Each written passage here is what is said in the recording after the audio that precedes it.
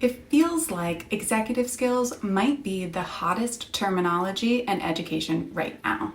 In some ways, that makes sense because executive functioning is one of the key indicators of success in school.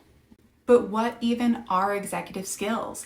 How do they support learning? And how can we assess students' overall executive functioning? Hello everyone, I'm Jessica, your favorite academic coach, and I work with anxious high school students. I help them achieve their academic goals by teaching them the executive skills they need to manage their stress and to reach their full academic potential. Subscribe to my channel if you want regular tips on how to support successful students. Peg Dawson and Richard Guare are the leading researchers on executive skills, and this is their definition. Executive skills are the brain-based skills required for humans to effectively execute or perform tasks and solve problems. Basically, these are the skills we need in order to get things done, or dare I say, to execute. It's important to distinguish that executive skills are not at all related to our intelligence. We all struggle to some degree with executive functioning, but people with ADHD, autism, or other neurodiversity especially struggle to exhibit their intelligence in traditional academic settings because of the challenges they face regulating their behavior and thoughts. By the time a student has reached high school, they are expected to manage the daily tasks and problems of school in addition to regulating their behavior around their peers. Adolescence is a time of individuation, meaning it's a time where children are finding out who they are and how they feel about things. They're coming to terms with how they are different from their families, what their own values are, and what they think in general.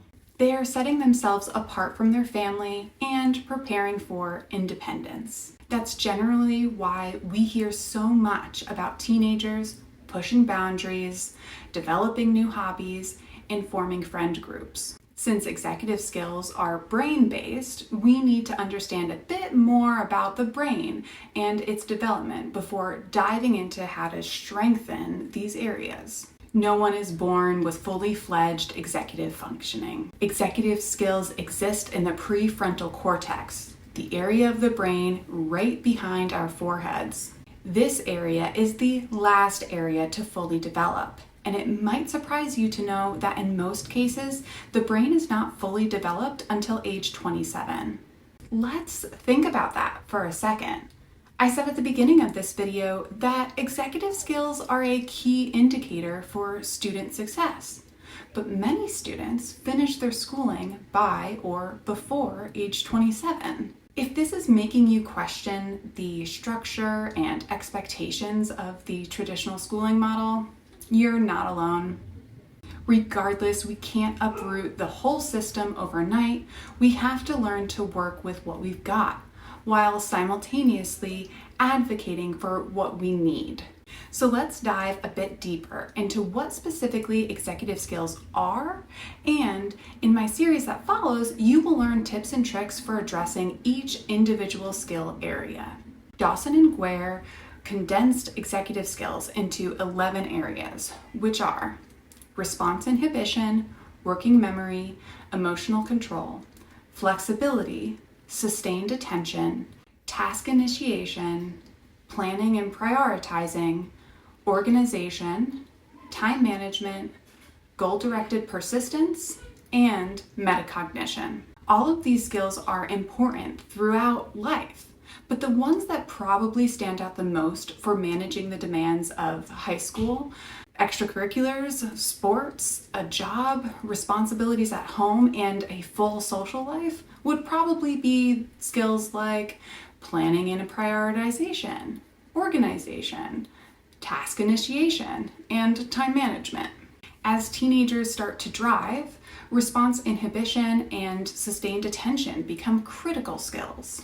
A lack in these skills will inevitably cause some trouble for teenagers, their families, and their teachers. It's important to note that our performance is going to change based on our context. If a student, for example, had a poor night's sleep, is stressed about their math test first period, and forgot to grab breakfast before leaving the house, then no matter how hard they prepared for that test, they probably will not do well because they haven't prepared their brain. When tired, hungry, and anxious, a student's working memory is going to be weak.